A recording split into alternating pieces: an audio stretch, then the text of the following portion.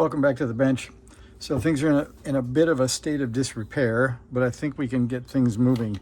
So a few parts came in the mail from Elecraft that made me think it might be time to work on my friend, the $250 K1 from the QSL swap. So I had to go back and look. It's been so long since this project started. You can see that I started this in September of 2023 when I bought this thing off the QSL swap. And I believe the reason I bought it was because the serial number was high. It's 2293, and that would have been the newest K1 I had. So I think the lesson learned is ask for pictures, look inside, ask if it works, all those things, because now here we are in June 14th of 2025, and I believe we're about at the end of the road. I think we're about, it's just about running. So I actually have to refresh my memory, but the last time I worked on this, I believe I put the KBT1 in that had been riding along doing nothing. I added the wiring to that, but we haven't tried it yet. So that's here. And I did get the new washer for the speaker, so that rides along the way it should now. And you can see the KBT1 is wired. And right now the wire is under the band module, but it runs over to right here where there's a plus and a minus available for the KBT1. So I think the right thing to do, maybe first, is verify what came from Elecraft. So here's our Elecraft box. And I did open it before you got here. And I looked in the order, which I have, I think, above me up here. Yes, so here's the order. I got 20 items, but as you can see, the favorite thing I wanted to get would have been the D to A chip, the Max. I think it's a 518, but they didn't have that. So we did get, let's see, yeah, we did get our stereo key jack, so we could put the headphone back in. And then we got some of the R packs, which were hand wired with individual resistors. So there's some progress can be made, and they do ship everything quite nicely in their own little bags with part numbers on them. So good job, Elecraft, for doing that stuff for me. So I think we're in pretty good shape to start. There's a 2SC166. Which I guess is the 2SC 1969 equivalent. So that'll give me one spare output transistor. But first, let's see if we can power it up and see where we are. So I did grab the key, the CW mouse, and I grabbed some batteries out of the Kirkland box. So let's put some batteries in really quick and see if, first of all, the KBT1 works. That would be a nice addition. And we're just going to use alkalines today. Let's see, plus, and so plus is the red end. So we'll put the non-red end to all those springs.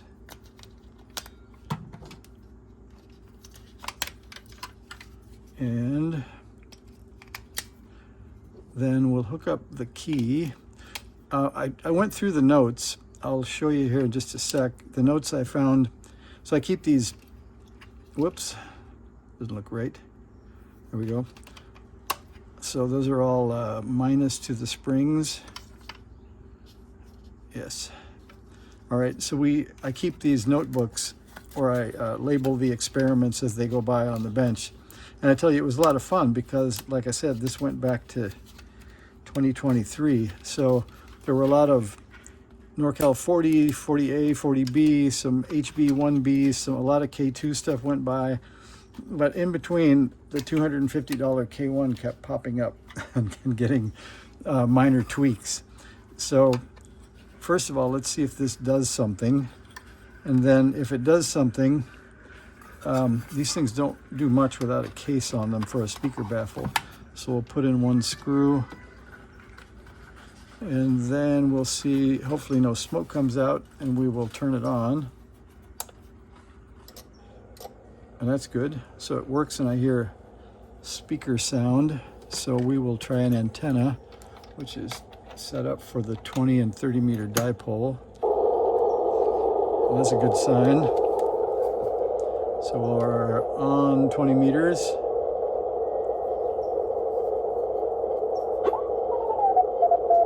So it's receiving pretty well, and it seems pretty hot.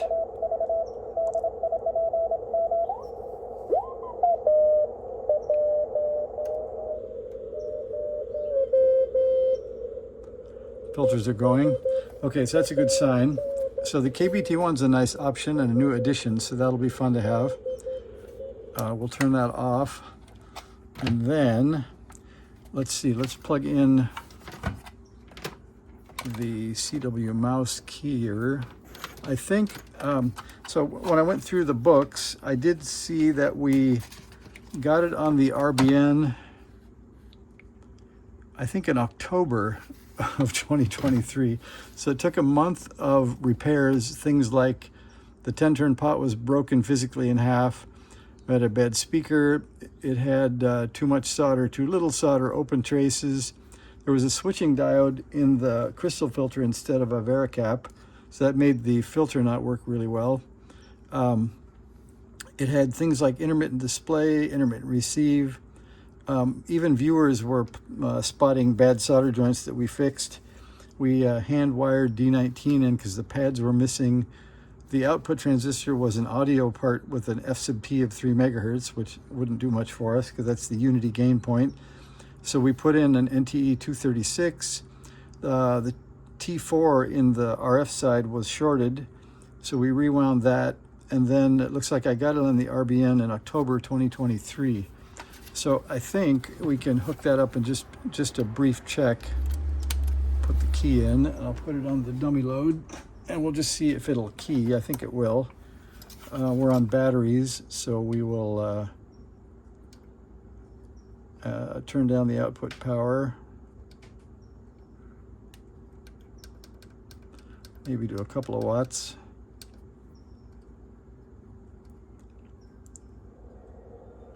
And then we'll see if it keys.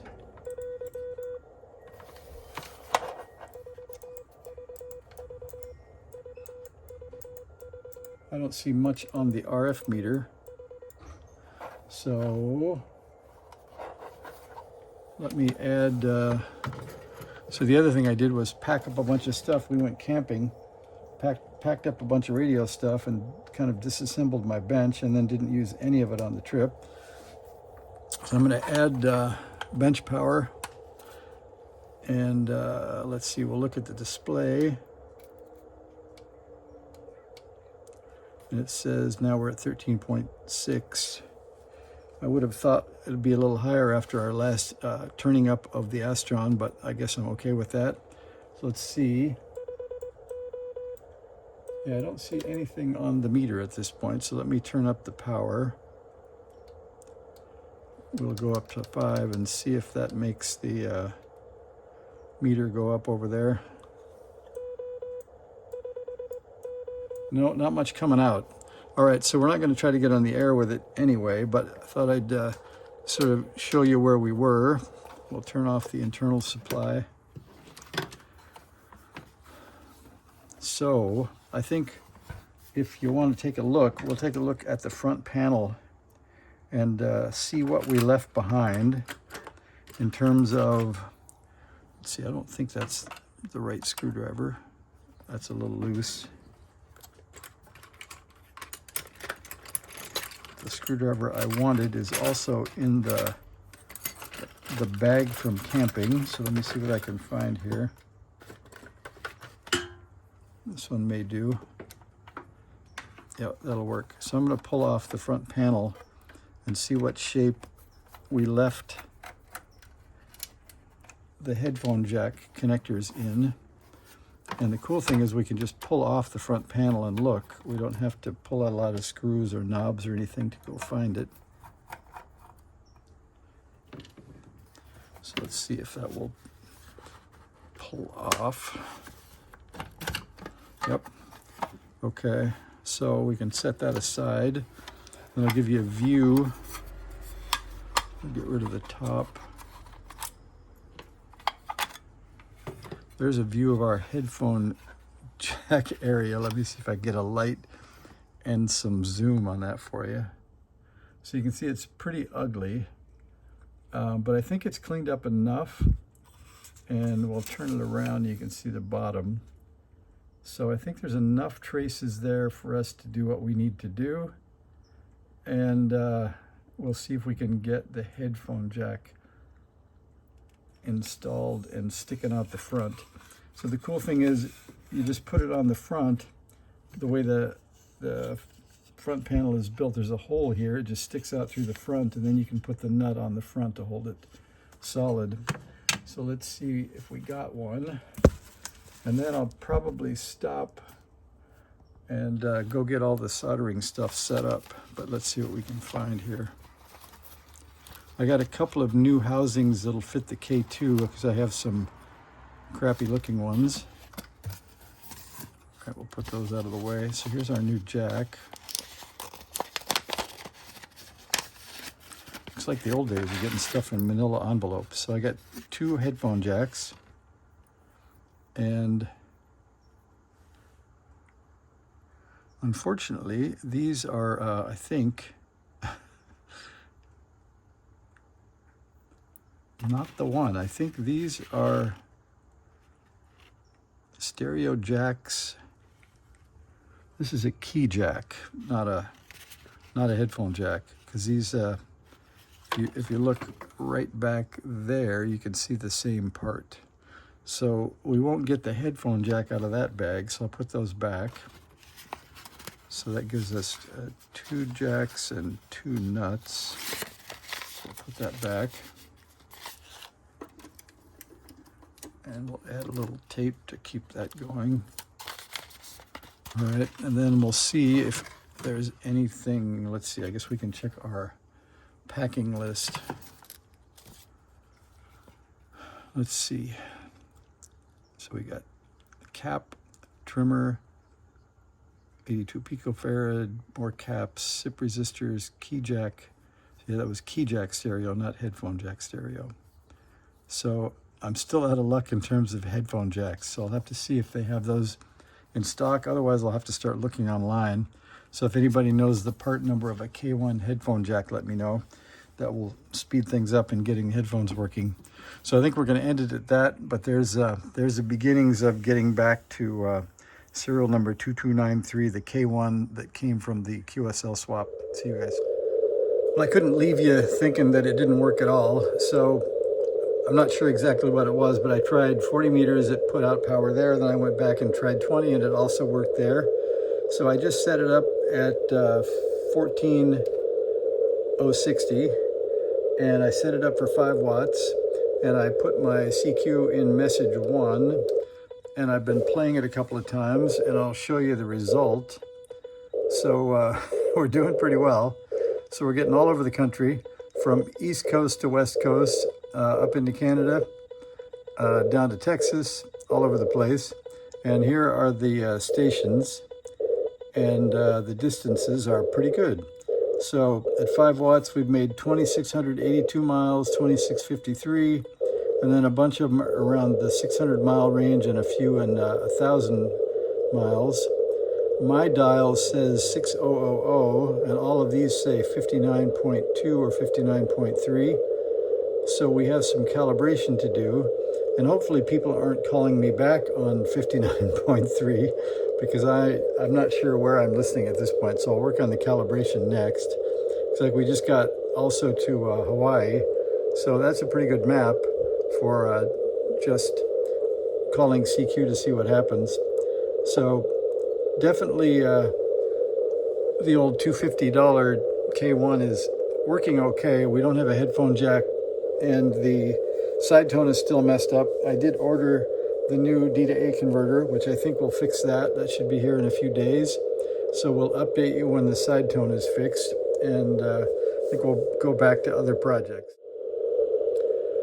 Oh, and one more thing, since we have it on the bench and we know that we have just transmitted at 59.3, I think we will go edit. So we will go into Cal and the operating frequency. And then we will set it to 59.3. And then I'll try another CQ to see where we are.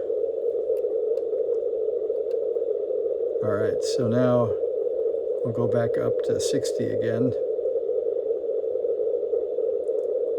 And we'll give it one more shot, and then I'll put a note in the comments or in the description when I figure out if that was the right thing. All right, thanks, see ya.